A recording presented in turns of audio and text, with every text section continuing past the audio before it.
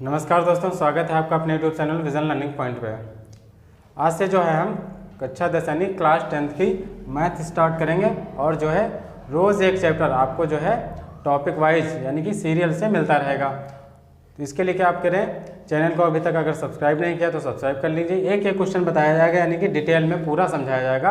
एक भी क्वेश्चन ऐसा नहीं होगा जो आपको ना बताया जाए। तो चैनल को आप सब्सक्राइब कर लें और लोगों तक शेयर कर दें। तो सबसे पहले हम देखेंगे यहाँ पे एक्सरसाइज 1.1 में क्या है।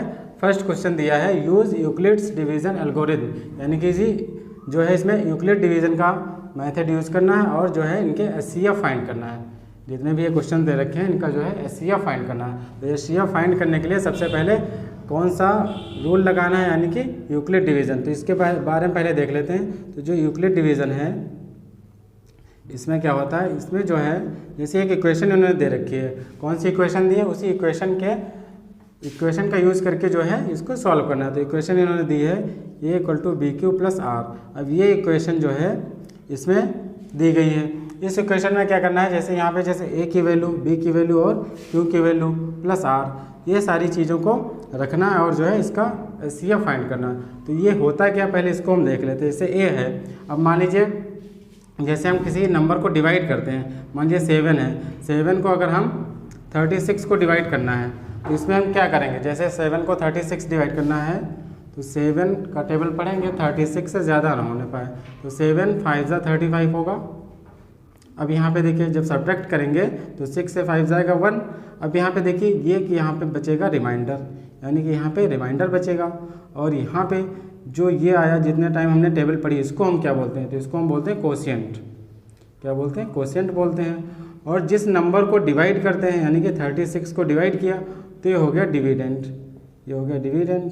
और जिस नंबर से डिवाइड किया, जैसे 7 से डिवाइड किया तो 7 क्या हो गया, डिवीज़र हो गया। अब डिवीज़र हो गया, इसमें 4 चीज़ें हैं। कौन कौन सी चीज़ें हैं, डिविडेंड है, डिवीज़र है, कोशिएंट है और रिमाइंडर है। वही 4 चीज़ें यहाँ पे लिखी गई हैं। A equal to B Q plus R. अब इसको A equal to B Q plus R form में लिखा है। अगर इसको लिखना चाहें तो कैसे लिखेंगे, जैसे इसको अगर हम लिखेंगे तो डिवाइडेंड इक्वल टू क्या हो जाएगा, डिवीज़र और मल्टीप्लाई कोशिएंट, क्योंकि जितनी बार टेबल पढ़ते हैं उसका मल्टीप्लाई ही तो होता है। तो डिवीज़र मल्टीप्लाई कोशिएंट हो जाएगा प्लस रिमाइंडर, जो रिमाइंडर बचता है वो ऐड कर दिया जाता है। ये वाली इक्वेशन बनेगी। अब यहाँ पे एक चीज़ देखना है, जैसे जो डिवाइडेंड है ये जो है सबसे बड़ा नंबर है, यानी कि जिस नंबर को हमने डिवाइड किया तो ये हो गया सबसे बड़ा नंबर, यानी कि ग्रेटेस्ट नंबर हो गया। तो जब हम यहाँ पे ए की वैल्यू रखेंगे तो ए की वैल्यू क्या हो जाएगी, सबसे ग्रेटेस्ट नंबर। ए क्या हो जाएगा, ग्रेटेस्ट नंबर। जैसे कोई 2 नंबर हैं, जैसे ये 135 225 है, तो इसमें जो बड़ा नंबर होगा वो ए की वैल्यू हो जाएगी। अब बी की वैल्यू क्या होगी, बी की वैल्यू देखिए यहाँ पे जैसे डिवीज़र है, तो डिवीज़र जिस नंबर से हम डिवाइड करते हैं यानी कि छोटा वाला नंबर जिससे हमने डिवाइड किया है, तो ये हो जाएगा बी की वैल्यू, यानी कि ये हो जाएगा डिवीज़र। डिवीज़र क्या होगा, स्मॉल नंबर होगा। इन दोनों में जो स्मॉल नंबर होगा डिवीज़र होगा, और जिस नंबर को हम डिवाइड कर रहे हैं वो होगा बड़ा नंबर, यानी कि ग्रेटेस्ट नंबर होगा।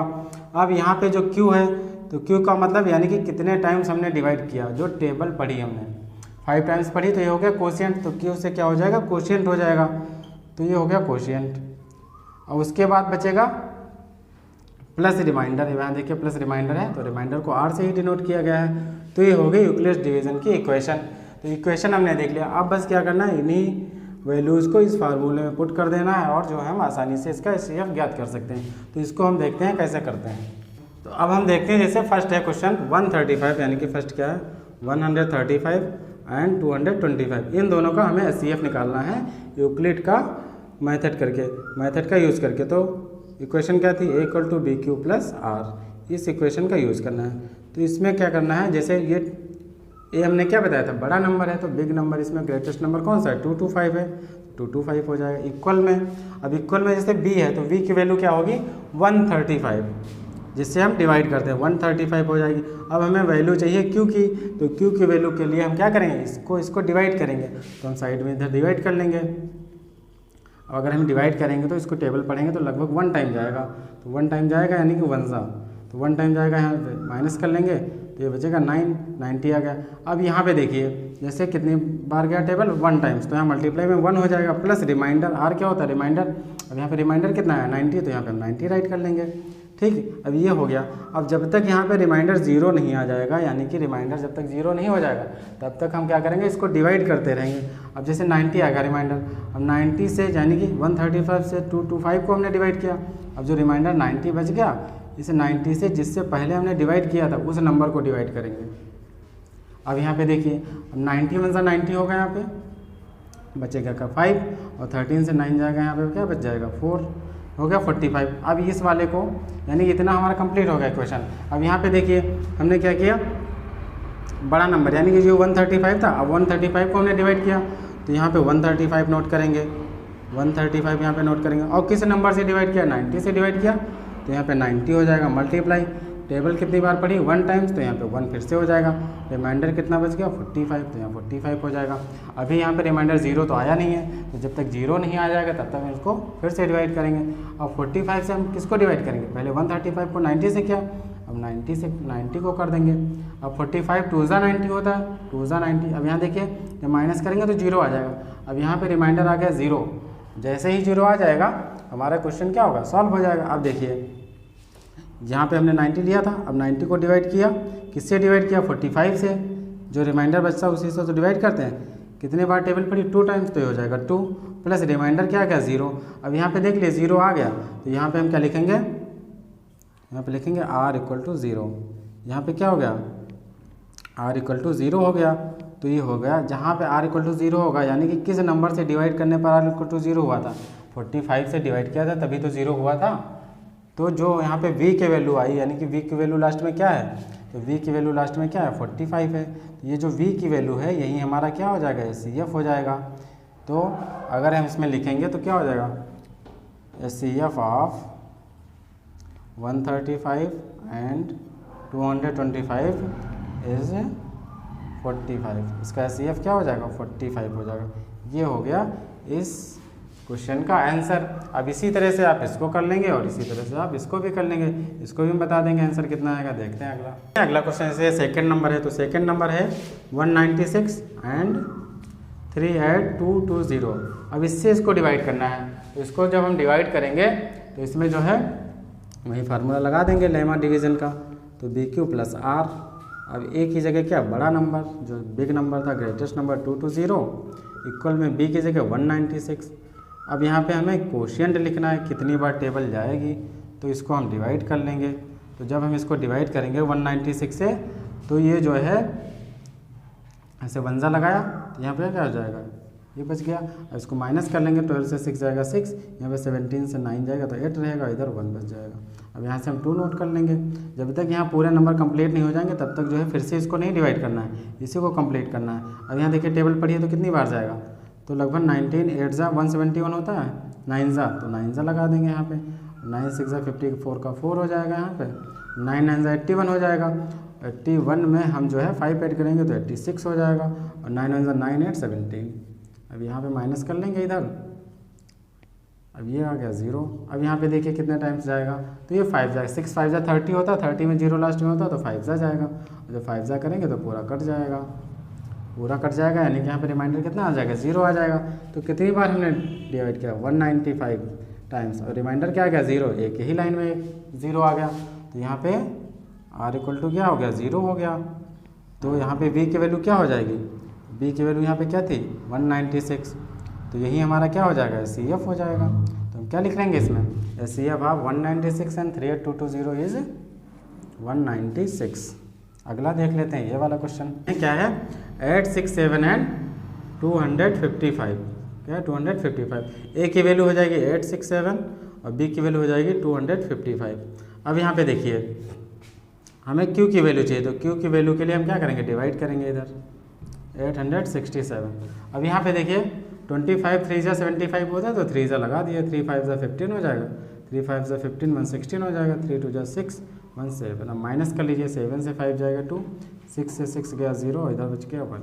अब देखिए इससे हमको इसको डिवाइड करना है 255 को, तो यहाँ पे देखिए 10 2 ज़ा 20 तो 2 टाइम्स जाएगा, तो 2 2 ज़ा 4 हो जाएगा, 2 का 0 में 0, 2 1 ज़ा 2। अब इसको भी माइनस कर लेंगे तो यहाँ 51 रह जाएगा। अब इसको डिवाइड करना है 102 को, तो जब इसको डिवाइड करेंगे तो 2 टाइम्स में ये पूरा क्या हो जाएगा 0 आ जाएगा। अब हमको स्टेप इसमें लिखना है, तो पहली बार 3 टाइम्स गया तो यहाँ पे 3 हो जाएगा, प्लस रिमाइंडर कितना रह गया था 102। ये हो गया एक लाइन। अब 2 to 5 को डिवाइड करना है, यानी कि यहाँ पे 2 to 5 को डिवाइड किया, किससे डिवाइड किया था 102 से, और कितने टाइम्स गया था यहाँ पे 2 टाइम्स, तो 2 हो जाएगा, प्लस रिमाइंडर कितना आया था 51। अब फिर से देखिए 102 को डिवाइड किया, किससे डिवाइड किया 51 से डिवाइड किया, कितने टाइम्स गया था 2 टाइम्स, और रिमाइंडर यहाँ कितना आ गया था 0। जैसे ही रिमाइंडर 0 आएगा हमारा क्वेश्चन क्या होगा, कंप्लीट हो गया। और r इक्वल टू 0 आ गया, तो r इक्वल टू 0 आ गया तो हम b की वैल्यू देखेंगे किससे 0 आया था, तो b इक्वल 51 हो जाएगा। तो SCF क्या हो जाएगा, इन दोनों का SCF हो जाएगा 51। ये हो गया क्वेश्चन सॉल्व। अब अगला देख लेते हैं कौन सा क्वेश्चन है। अगला क्वेश्चन है क्वेश्चन नंबर 2। क्या कह रहा है, show that any positive odd integer, यहाँ पे क्या है odd integer, in the form of, कौन सी फॉर्म में होना चाहिए 6q plus 1 6q plus 3, where q is some integer. q क्या है, यहाँ पे कोई इंटीजर है। अब देखिए इस फॉर्म में करना है, तो यहाँ पे देख लीजिए 6q प्लस 1 है, उसके बाद ये 1 के बाद क्या ऑड नंबर होता है 3, और ये है 5। इस फॉर्म में इसको शो करना है, तो इस फॉर्म में शो करना है, यानी कि 6q plus 1 6q plus 3 6q plus 5 इस फॉर्म में अगर है तो क्या वो ऑड इंटीजर होगा, ये इसमें शो करना है। और मेथड कौन सा यूज़ करना है, वही यूक्लिड डिवीजन वाला मेथड यूज़ करना है। तो यहाँ पे हम देख लेते हैं, जैसे यूक्लिड की इक्वेशन क्या है, यूक्लिड की इक्वेशन क्या है, जो है इसमें जो है a equal to B Q plus R. अब इसमें जो है देखना है, अब यहाँ पे एक चीज़ देख लीजिए, अब यहाँ पे जैसे वैल्यू दे रखी है 6q प्लस 1, अगर मान लीजिए b की वैल्यू यहाँ क्या दे रखी है, जैसे ये 6q प्लस 1 है, तो इसको अगर हम कंपेयर करें इससे, तो b की वैल्यू क्या हो जाएगी 6 हो जाएगी नहीं, तो b इक्वल टू क्या है 6। अब b की जो वैल्यू होती है क्या होती है, जैसे b तो वही वैल्यू होती है जिसको हम किसी नंबर से किसी नंबर को डिवाइड करते हैं। तो b से अगर मान लीजिए हम 6 से किसी नंबर को डिवाइड करेंगे तो रिमाइंडर क्या क्या आ सकते हैं, जैसे हम 5 से डिवाइड करेंगे किसी नंबर को तो रिमाइंडर उससे कम ही तो आएंगे। इसी तरह से अगर हम b यानी कि 6 से डिवाइड करें, 6 से किसी नंबर को डिवाइड करेंगे तो रिमाइंडर क्या क्या आ सकते हैं, तो रिमाइंडर आ जाएंगे, यानी कि r की वैल्यू क्या क्या आ सकती है 0 आ सकती है, 1 2 3 4 और 5। रिमाइंडर हमेशा जिस नंबर से हम डिवाइड करते हैं उससे हमेशा कम ही होता है, तो रिमाइंडर क्या क्या आ सकता है 0 आ सकता है, 1 2 3 4 और 5, इससे ज़्यादा रिमाइंडर नहीं आएगा।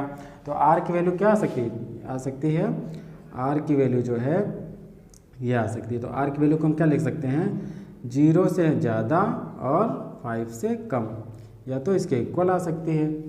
तो ये जो है हो गई r की वैल्यू। अब जो है इसमें हमें इसको सॉल्व करना है, तो सॉल्व इसमें क्या करना है देख लीजिए, जैसे अब मान लीजिए ये 6q प्लस 1 है, इस फॉर्म में हमको शो करना है। तो अगर अब एक बार यहाँ देखें, जैसे a इक्वल टू हम लिख लें 6q ठीक प्लस r।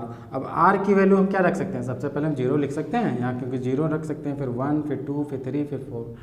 अब यहाँ एक चीज़ और लिखी q क्या है, कोई इंटीजर है, तो q की वैल्यू को हम क्या मान सकते हैं 1 भी लिख सकते हैं, 2 भी लिख सकते हैं, 3 करके 4 5 ऐसे करके जो चाहे वैल्यू रख सकते हैं। तो अब यहाँ पे देखिए जैसे a इक्वल टू 6q, अब 6 हो गया, अब q की वैल्यू हम मान लीजिए 1 ले रहे हैं, तो 1 ले लेंगे तो 6 1 जा 6 हो जाएगा या नहीं हो जाएगा बताइए। प्लस r की वैल्यू हम सबसे पहले क्या लेंगे 0 से स्टार्टिंग करेंगे तो 0 हो जाएगा, तो ये कितना आ जाएगा 6 1 जा 6 प्लस 0 करेंगे तो कितना आ जाएगा 6 ही तो आएगा। और 6 क्या है इवन नंबर है, 6 क्या है इवन नंबर है, तो जो है ये तो इस फॉर्म में आया नहीं। अब अगला हम जैसे a इक्वल टू अब मान लीजिए हम 6q प्लस r की वैल्यू अब हम क्या लेंगे, यहाँ पे तो 0 ली थी, अब r की वैल्यू हम क्या लेंगे 1 ले लेंगे, r की वैल्यू क्या लेंगे 1 लेंगे। तो यहाँ पे अगर हम q की जगह 1 पुट करें तो 6 1 जा 6 हो जाएगा, प्लस 1 करेंगे तो 6 1 जा 6 1 7, और 7 क्या होता है ऑड नंबर होता है, 7 ऑड नंबर होता है, तो ये क्या हो जाएगा, ये हमारा क्या हो जाएगा ऑड नंबर हो जाएगा, जैसा कि क्वेश्चन बोल रहा था कि ऑड इंटीजर शो करेगा, तो ये हो गया ऑड नंबर। अब मान लीजिए हम 6 की वैल्यू जो है r की वैल्यू 2 ले लेते हैं, तो 6 यहाँ पे देख लीजिए 6 1 जा 6 हो जाएगा, 6 2 8 आ जाएगा, क्योंकि वैल्यू हम 1 ले रहे हैं, हर स्टेप में 1 ही वैल्यू ले रहे हैं, 8 हो जाएगा। 8 क्या होता है ऑड नंबर, ऑड नहीं होता, 8 क्या होता है इवन नंबर होता। तो यानी कि जब हम कोई यहाँ पे ऐसी वैल्यू लेते हैं जो इवन है, तो हमारा आंसर क्या था इवन ही नंबर तो आ रहा है। अब इसी तरह से देख लीजिए, अगर a इक्वल टू हम 6q प्लस 3 रखें तो q हो जाएगा 1, 6 1 जा 6 प्लस 3 कितना हो जाएगा 9, 9 क्या आ गया ऑड नंबर आ गया। फिर उसके बाद अगर a इक्वल टू हम 6q प्लस 4 रखें तो 6 × 6 + 4 10 आएगा। और 10 क्या होता है? इवन नंबर होता है। 10 होता है इवन नंबर, तो ये भी इवन आ गया। तो हमने क्या क्या देख लिया, 6³ + 1 की जगह भी ऑड आ रहा है, 6³ + 3 की जगह भी ऑड आ रहा है। तो अगला हमें क्या चेक करना है, 6³ + 5, तो हम 5 रख के देख लेते हैं। 6³ + 5, तो 6 × 6 + 5 कितना होगा? 11। 11 क्या होता है? ऑड नंबर होता है। तो यहाँ भी ऑड नंबर आ रहा है। जो क्वेश्चन हमारा पूछ रहा था, क्या पूछ रहा था कि 6³ + 1, 6³ + 3, 6³ + 5 क्या होगा? ऑड इंटीजर होगा। तो वही हमारा क्वेश्चन आ भी रहा है। तो यहाँ पे क्या लिख देंगे, 10 we see that 6³ + 1, 6³ + 3, 6³ + 5 is a odd integer। ये हो गया इसका सॉल्यूशन। अगला क्वेश्चन लगाते हैं अब हम। तो क्वेश्चन नंबर 3 में देखना, आप बुक में क्या दिया हुआ है, जैसे एक आर्मी है, उसमें 616 मेंबर हैं। इसमें कितने लोग हैं? 616। और 32 यानी कि 32 की रो उन्हें बनानी है।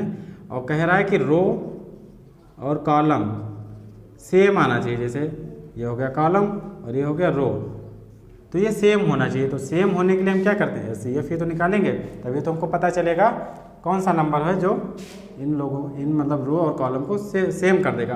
तो हमको SCF निकालना है। किसका किसका? 616 एंड 32 का क्या करना है? SCF फाइंड करना है।